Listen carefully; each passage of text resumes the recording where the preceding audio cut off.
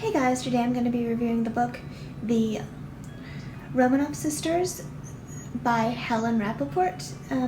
This is a biography about the four daughters of the last Tzar of Russia.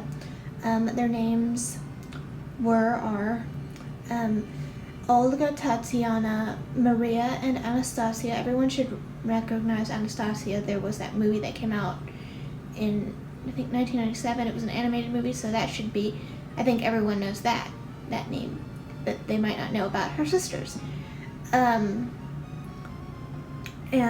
this book starts off kind of talking about their parents, Nicholas and Alexandra, and ends with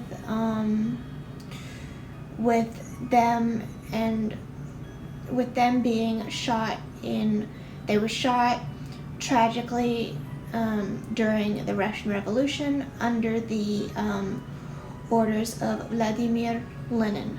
So they were shot in Siberia in a cellar. And let me know if you're from Siberia. I'm looking at you, Nikita. Okay. I really like this book. I read it a few years ago, and then I listened to it again on audio. I didn't even realize it was on Audible, and no, I do not have any financial ties to Audible. I just freaking like Audible. So, and I thought at first, when I first read this, because I have it in paper, in hardcover as well. When I first read this, I thought it was kind of long, but I can understand why it's so long because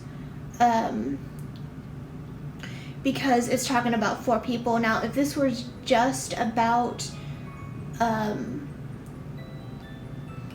maybe the mother, for example, if it was about Alexandra Fyodorovna, then I would have been like, when is this going to end? But this is about four people, so I can understand why it's almost 200 pages.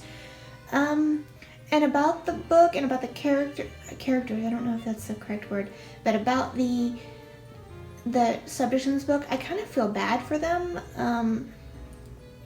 They were pretty much innocents, and they were killed in a cellar in Ekaterinburg. They were pretty much innocents. Their mother did not like St. Petersburg society, and they were just so sheltered to the point where they didn't really have any really even close ties to their family. They saw their grandmother and they saw some of their family, but some of their family didn't even know. They didn't see them a lot, and they didn't really have children their own age to play with. They were just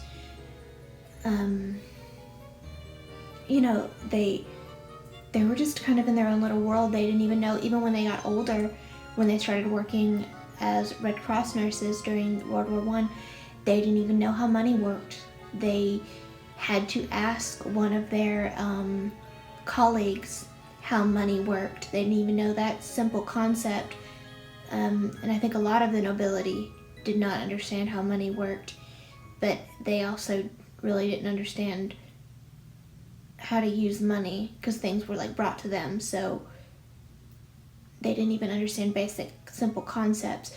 But then in other, they lived in such a restricted bubble, kind of, and they were also shadowed by their the heir to the throne, the Tsarevich, who had hemophilia, and he was the heir, and he was the whole family's pride and joy.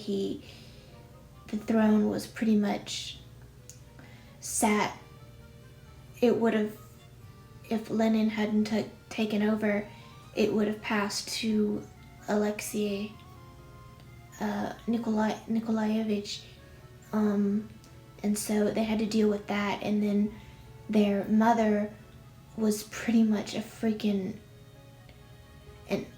invalid, she would tell them, and I don't think I'm giving anything away because some of this I've read from previous documentaries that I've watched. She would always write the notes, be good because mama is sick today, just be quiet and be good, and they had to deal with that. And it was just kind of tragic, really, how they didn't really have a life in a sense, and they were even split up into two groups. Maria and Anastasia were the little pair, and Olga and Tatiana were the big pair. And it's really interesting because you really don't know much about them because they were overshadowed by their younger brother, and they were also they weren't able really to be individuals, so you really don't know much about them. And they died extremely young, from ages 22 to I think 17. They died in 1918. And it was really cool to see this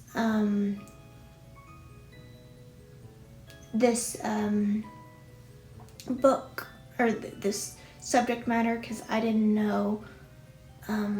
I knew a lot about them because I am a huge nerd and I read Wikipedia articles.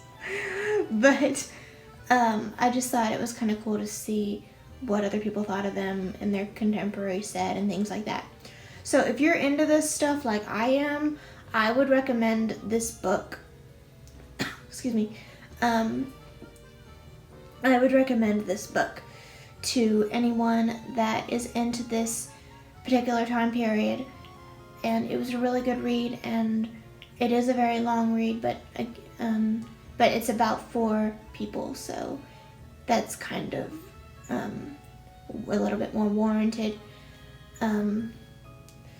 So that's all I want to say about this book. Now, I'm just going to say that I didn't plan this out. This is just kind of how the ball bounced. I will be reading a lot more about the Romanov dynasty, just because I just downloaded another book about the last days of the Romanovs, about the tragedy in Ekaterinburg. And I'm also, for my birthday last month, I got a set which is novels about Alexandra Fyodorovna, so I will be reading a lot about the Romanovs. So that's what's coming up. So I hope you enjoyed this book review, and please comment down below. I love hearing from all of my subscribers, and if you're not a subscriber, if you're a viewer, maybe you haven't subscribed but you're like, hey, I watch you, because I'm kind of that way. Let me know. I love hearing from you guys. So I hope you have a good day, and I hope to see you in the next book review. Bye, guys.